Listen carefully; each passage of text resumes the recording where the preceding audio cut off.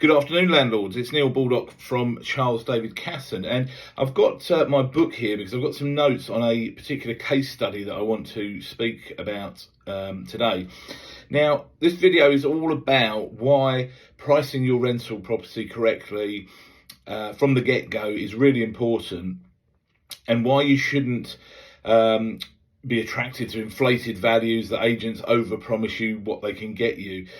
Yes, we're in a fantastic rental market at the minute from the landlord's point of view in terms of the prices we can achieve, but there are still ceiling prices, and unfortunately one easy way agents are winning business out there is by overinflating the values and promising you prices that just are not going to happen.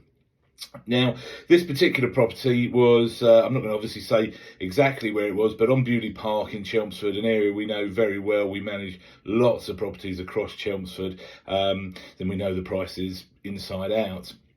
This property was a 4-bedroom detached house on Beaulieu Park, and I valued it actually at £2,500. Now, it subsequently went on the market with supposedly a specialist agent for that area. Went on the market at £2,995, so £5 short of £3,000. A whole £500 more than I valued it at.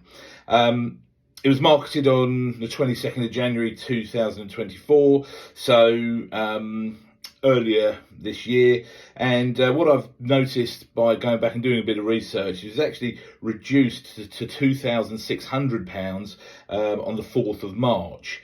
Now, that's quite a long time before making the reduction, far too long in my opinion, because the rental market is very transparent. When you put a property on the market, it is either the right price or it's not. We'll either let it quickly or it'll sit there for a long time and people will begin to wonder why it's been on the market for that long.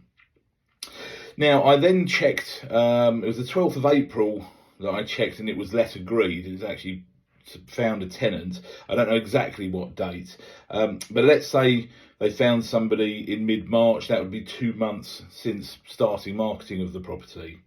Now, indeed, they did receive, according to Rightmove, £100 more than I had said, so £1,200 a year more than I had initially said to them. However, having that property empty for 2 months, and don't forget, if you are agreeing a let after 2 months, the tenant may then have to give 4 weeks notice where they are, so you may be losing 3 months. But let's base this on a 2-month void would have actually cost the landlord £5,000.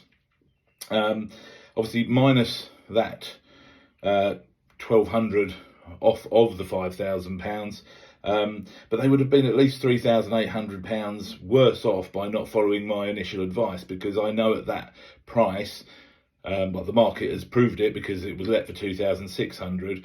And actually, even if you say, well, I'd undervalued it at £2,500, it would have probably achieved the £2,600 because we'd have got so much interest in it that we would have had people sort of vying for the property. So I think it's just important to say, really the agent is actually responsible, because they went in there and promised the price and said this is the price we can get, and actually ended up receiving £400 a month less than they'd valued it at. And indeed, by giving that advice, in my opinion, have cost the landlord £3,800 over that first year. So I think, as I say, it's really important not to concentrate on getting the highest price. Obviously, we need to get you the highest price, but with lettings, it's important to go in at the right price, the top price the property is going to achieve, and achieve that price quickly so that it doesn't sit empty and you get what you need for the property.